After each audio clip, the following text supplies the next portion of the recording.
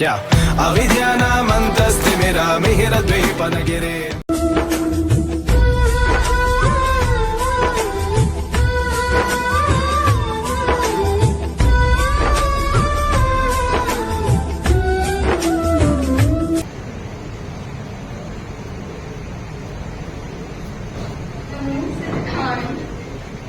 वर्तमान प्रभु महावीर को मेरी भावभीनी वंदना। वर्तमान के वर्तमान आचार्य श्री महाश्रवण जी के चरणों में मेरी कोटिशः नमन। अत्र विराजित साध्वी श्री जी के चरणों में मेरी भावभीनी वंदना। अन्य सहवर्तिनी साध्वी श्री जी के चरणों में भावभीनी वंदना। उपस्थित श्रावक समाज पारिवारिक जन प्रणाम एवं सादर जय जय। आज मैं अपने आप को अत्यंत सौभाग्यशाली अनुभव कर रही हूँ कि मेरे चाचा जी के निवास स्थान दिल्ली में, जहाँ मैंने अपना बचपन भी बिताया है, वहाँ आप श्री जैसे विदुषी साध्वी श्री जी के सानिध्य में मेरा मंगल भावना समारोह मनाया जा रहा है। मैं अनंत कृतज्ञता ज्ञापित करती हूँ साध्वी श्री जी के चरणों में कि आप इतना लंबा विहार करके यहाँ पधारे, केवल इस कार्यक्रम के लिए मुझे मंगल आशीर्वाद दी है। मैं अनंत कृतज्ञता ज्ञापित करती हूँ। एक बार एक बड़ा सा महल था। उस महल के 24 दरवाजे थे, पर उस महल के भीतर जाने का जो खुल सकता था वो एक ही दरवाजा था, बाकी सारे दरवाजे डमी थे। एक व्यक्ति उस महल के भीतर जाना चाहता था। वो हर दरवाजे पर जाता, खटखटाता, पर वो दरवाजा नहीं खुलता। जो 21 नंबर वाला दरवाजा था, उस दरवाजे के द्वारा उस महल के भीतर जाया जा सकता था। वो जब भी 21 नंबर वाले दरवाजे के पास जाता, वो दरवाजा खुल जाता, पर वो वहीं लड़खड़ा कर गिर जाता, वो उसके भीतर नहीं जा सकता था। ऐसा अनेक बार हुआ कि वो 21 नंबर वाले दरवाजे के पास आता था और वो वहीं वो दरवाजा खुलता और वो लड़खड़ा के गिर जाता था। ये जो 21 नंबर वाला दरवाजा था, ये जो महल है, वो था सिद्धालय यानी कि मोक्ष। और जो 21 नंबर वाला दरवाजा है, वो है मोक्ष का द्वार, जो मनुष्य भाव में आने पर ही खुलता है। मैं भी अनेक बार शायद इस 21 नंबर वाले दरवाजे के पास आई और लड़खड़ा कर गिर गई। इस बार इस मनुष्य भाव में फिर से ये दरवाजा खुला, क्योंकि ये दरवाजा हमेशा खुला रहता है मनुष्य भाव में। तो ये दरवाजा खुला और मैं शायद इस बार भी लड़खड़ा जाती, पर मेरी माता जी, मेरी मम्मी ने मुझे उठा दिया, और वो भी अव्यक्त रूप से। मुझे कभी कहा नहीं कि उठो और जाओ भीतर। सब पूछते रहते हैं कि आपको वैराग्य कैसे आया, इतनी जॉब करी, इंजीनियरिंग करी, तो आप इस लाइन में कैसे आ गए। मैं आप सबको बताना चाहूंगी कि मैं तो कभी भी इंटरेस्ट नहीं लेती थी, पर मेरी मम्मी बचपन से ही धार्मिक धर्म में बहुत ज्यादा इंटरेस्ट लेती थी। आचार्य श्री महाप्रज्ञ जी के जन्मस्थली में उनका जन्म हुआ है, वो बचपन से ही धार्मिक थी। मैंने उनको तत्व ज्ञान पढ़ती थी, तो मैंने उनसे एक बात सुन लिया कि मनुष्य जीवन बहुत दुर्लभ होता है, बहुत मुश्किल से मिलता है। पर ये जाकर अव्यक्त रूप में शायद बैठ गया। जब मैं अपने फ्यूचर के बारे में सोच रही थी,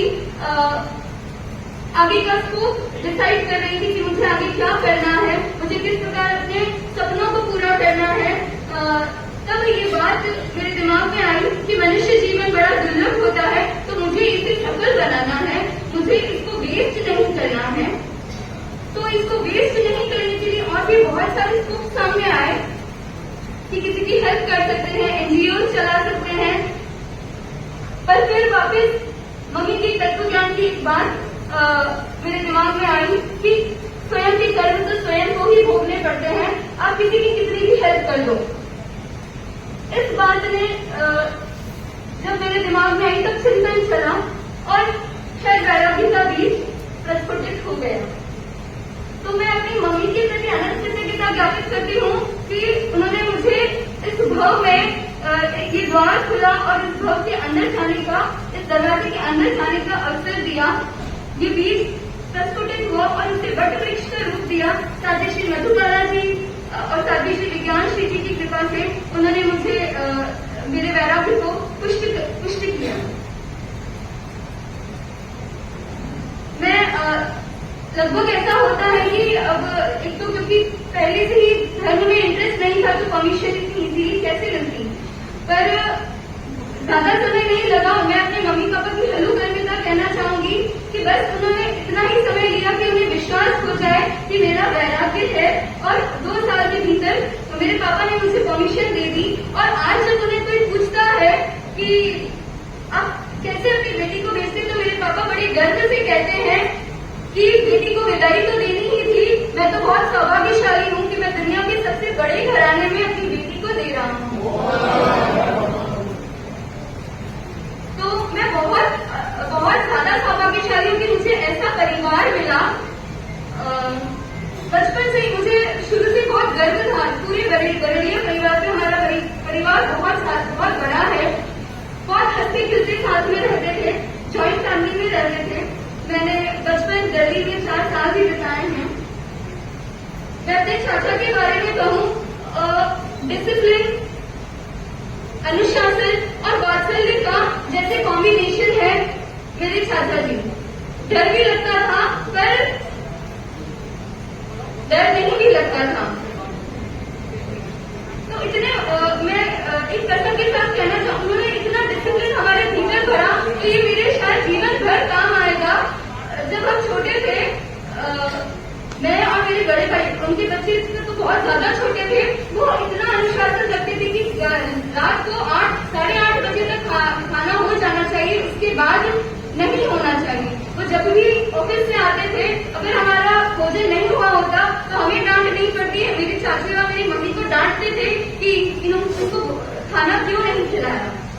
तो ऐसा अनुशासन, ऐसा डिसिप्लिन मेरे भीतर भरा, ये शायद संस्कार मेरे भीतर हमेशा रहते हैं। मैं एक और प्रसंग कहना चाहूंगी, जब मैं फार्मेसी शिक्षण संस्था में प्रवेश करने वाली थी और मैं दिल्ली आई थी, तब मेरे चाचा ने मुझे कहा कि इस रास्ते पर चलना खांडे की धार के समान है। तब मैंने पहली बार सुना कि खांडे की धार, शायद इससे पहले मैंने सुना ही नहीं था। मैं बोलती कम थी, मैंने सिर्फ सुन लिया, लेकिन तब बाद में मैंने चिंतन किया और बहुत जनों से पूछा कि खांडे की धार होती क्या है, ये भी नहीं पता था। फार्मेसी शिक्षण संस्था में 4.5 साल में गुरुदेव की कृपा से मैंने ये जाना और समझा कि हो सकता है ये खांडे की धार है, पर जिन्हें वैराग्य नहीं है उनके लिए है ये खांडे की धार, पर वैराग्य और पुरुषार्थ के साथ तो ये फूलों की चादर है। अतिशयोक्ति नहीं कह रही हूँ, क्योंकि इसे मैंने महसूस किया है कि खांडे की धार नहीं, फूलों की चादर है। दूसरा, जो मेरी इधर लगभग मेरा मैक्सिमम फैमिली दिल्ली में रहती है। मेरी बुआएं, मेरे पूरे घर में मेरी फेवरेट जो थी वो थी मेरी बुआएं। जो भी व्यवहार सिखाना, एटिकेट सिखाना, लगभग बचपन से ही मेरी बुआओं का जो संस्कार मुझे मिला। सब तो यही कहते थे कि ये रखती है नहीं कि अपनी भतीजी अपनी बहनें रखती हैं, तो बहुत कृतज्ञ हूँ मैं उनके प्रति भी। अंत में मैं यही कहना चाहूंगी कि एक चीज है जो मेरी सिर्फ मम्मी ही धार्मिक थी, मेरे परिवार में थोड़ा धार्मिक संस्कार कम था, इसलिए भी मैं जाती नहीं थी। तो मैं बस ये कहना चाहूंगी कि मेरी दीक्षा के बाद मेरे परिवार में धार्मिक अनुष्ठान और भी ज्यादा बढ़े और वे भी अपने जीवन को सफल कर पाए। मैं कृतज्ञता ज्ञापित करती हूँ आप सभी के प्रति, दिल्ली समाज के प्रति, कि आप सब इतनी बड़ी संख्या में मुझे अपना मंगल आशीर्वाद देने पधारे हैं, और मैं कोशिश करूंगी कि मैं आपके मंगल आशीर्वाद को इसी प्रकार कायम रख सकूं और गुरुदेव के श्री चरणों में पूर्णतः समर्पित रह सकूं। अंत में मैं साध्वी श्री जी के प्रति अनंत कृतज्ञता ज्ञापित करती हूँ और एक ही आशीर्वाद चाहती हूँ कि मैं गुरुदेव के श्री चरणों में अपनी इच्छाओं के साथ पूर्ण रूप से समर्पित हो सकूं, जहाँ मेरी इच्छाएं भी मेरी ना हो, केवल गुरुदेव की हो। यही आशीर्वाद मैं साध्वी श्री जी से चाहती हूँ। आप मुझे आशीर्वाद प्रदान करें, केवल पुरुषार्थ और संवर निर्जला ही मेरे जीवन का लक्ष्य रहे। इन्हीं भावों के साथ ओम। क्या अविद्यानामन्तस्तिमिरमिहिरद्वीपनगिरे